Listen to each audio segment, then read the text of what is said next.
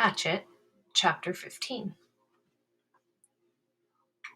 The days had folded one into another and mixed so that after 2 or 3 weeks he only knew time had passed in days because he made a mark for each day in stone near the door to his shelter. Real time he measured in events. A day was nothing, not a thing to remember. It was just sun coming up, sun going down, some light in the middle. But events were burned into his memory, and so he used them to remember time, to know and to remember what had happened, to keep a mental journal. There had been the day of first meet. That had been a day that had started like the rest, up after the sun, clean the camp, and make sure there's enough wood for another night. But it was a long time of eating fish and looking for berries, and he craved more food, heavier food, deeper food. He craved meat. He thought in the night now of meat, thought of his mother's cooking a roast or dreamed of turkey, and one night he awakened before he had to put wood on the fire with his mouth, making saliva and the taste of pork chops in his mouth. So real, and all a dream, but it left him intent on getting meat. He had been working farther and farther out for wood, and sometimes going nearly a quarter of a mile away from camp for wood, and he saw many small animals. Squirrels were everywhere, small red ones that chattered at him and seemed to swear and jumped from limb to limb. There were also many rabbits, large gray ones with a mix of reddish fur, smaller, fast gray ones that he saw only at dawn. The larger ones sometimes sat until he was quite close and then bounded and jerked 2 or 3 steps before freezing again. He thought if he worked at it and practiced, he might hit one of the larger rabbits with an arrow or a spear. Never the small ones or the squirrels. They were too small and fast. Then there were the fool birds. They exasperated him to the point where they were close to driving him insane. The birds were everywhere, 5 and 6 in a flock, and their camouflage was so perfect that it was possible for Brian to sit and rest leaning against a tree with one of them standing right in front of him in a willow clump, 2 feet away, hidden, only to explode into deafening flight just when Brian least expected it. He just couldn't see them, couldn't figure out how to locate them before they flew because they stood so perfectly still and blended in so perfectly well.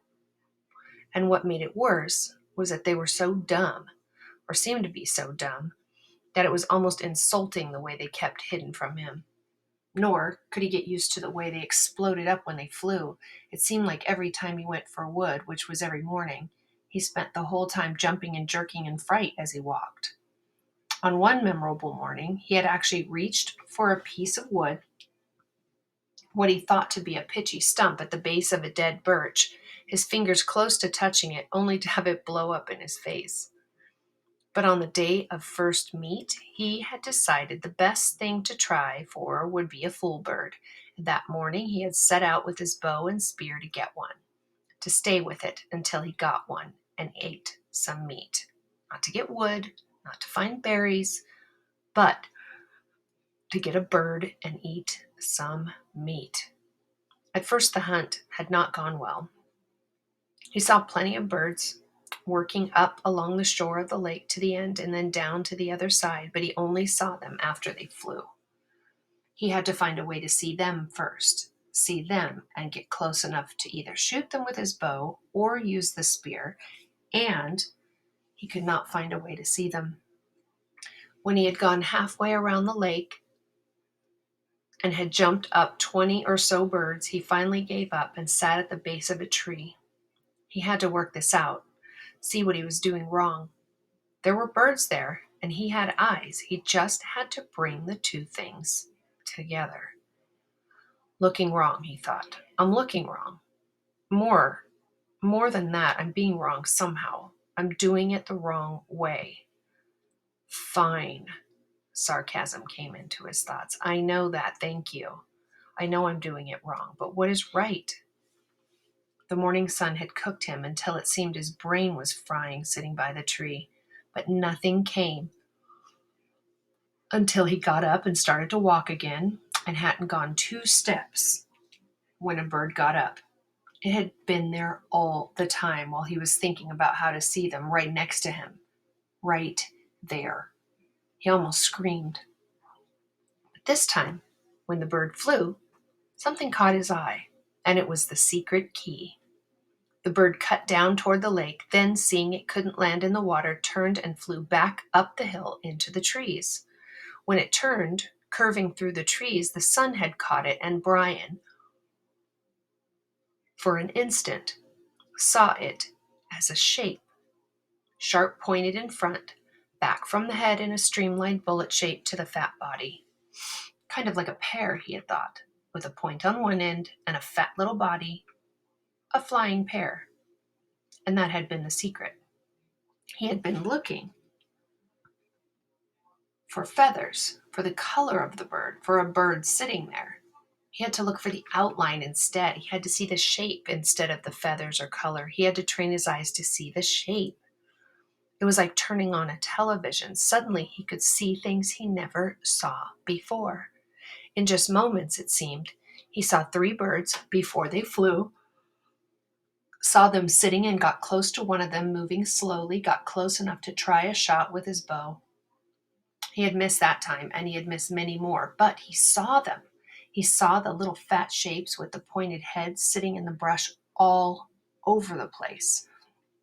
Time and again he drew, held, and let arrows fly, but he still had no feathers on the arrows, and they were a little more than sticks that flopped out of the bow, sometimes going sideways. Even when a bird was 7 or 8 feet away, the arrow would turn without feathers to stabilize it and hit a brush or a twig. After a time, he gave up with the bow. It had worked all right for the fish when they came right to the end of the arrow, but it wasn't good for any kind of distance, at least not the way it was now. But he had carried his fish spear, the original one with the 2 prongs, and he moved the bow to his left hand and carried the spear in his right. He tried throwing the spear, but he was not good enough and not fast enough. The birds could fly amazingly fast, get up fast. But in the end, he found that if he saw the bird sitting and moved sideways toward it, not directly toward it, but at an angle back and forth, he could get close enough to put the spear point out and almost to the bird and thrust, lunge with it. He came close twice, and then, down on the lake not far from the beaver house, he got his first meat. The bird had sat and he had lunged, and the 2 points took the bird back down into the ground and killed it almost instantly. It had fluttered a bit, and Brian had grabbed it and held it in both hands until he was sure it was dead. Then he picked up the spear and the bow and trotted back around the lake to his shelter, where the fire had burned down to glowing coals. He sat looking at the bird, wondering what to do. Well, like with the fish, he had just cooked them whole, left everything in, and picked the meat off. This was different. He would have to clean it. It had always been so simple at home. He'd go to the store and get a chicken, and it was all cleaned and neat, no feathers or insides, and his mother would bake it in the oven, and he would eat it. His mother from the time before, would bake it. Now, he had the bird, but he had never cleaned one, never taken the insides out or gotten rid of the feathers, and he didn't know where to start. But he wanted the meat, had to have the meat, and that drove him. In the end, the feathers came off easily. He tried to pluck them out, but the skin was so fragile that it pulled off as well. So he just pulled the skin off the bird. Like peeling an orange, he thought, sort of, except that when the skin was gone, the insides fell out the back end. He was immediately caught in a cloud of raw odor, a kind of steaming dung odor that came up from the greasy coil of insides that fell from the bird, and he nearly threw up. But there was something else to the smell as well, some kind of richness that went with his hunger, and that overcame the sick smell. He quickly cut off the neck with his hatchet, cut the feet off the same way, and in his hand he held something like a small chicken, with a dark, fat thick breast, and small legs. He set it up on some sticks on the shelter wall and took the feathers and insides down to the water to his fish pond. The fish would eat them, or eat what they could, and the feeding action would bring more fish. On second thought, he took out the wing and tail feathers, which were stiff and long and pretty, banded and speckled in browns and grays and light reds. There might be some use for them, he thought. Maybe work them onto the arrows somehow. The rest he threw in the water, saw the small round fish, began tearing at it, and washed his hands. Back at the shelter, the flies were on the meat, and he brushed them off. It was amazing how fast they came, but when he built up the fire and the smoke increased, the flies almost magically disappeared. He pushed a pointed stick through the bird and held it over the fire. The fire was too hot. The flames hit the fat and the bird almost ignited. He held it higher, but the heat was worse, and finally he moved it to the side a bit, and there it seemed to cook properly, except that it only cooked on one side and all the juice dripped off. He had to rotate it slowly, and that was hard to do with his hands. So he found a forked stick and stuck it in the sand to put his cooking stick in.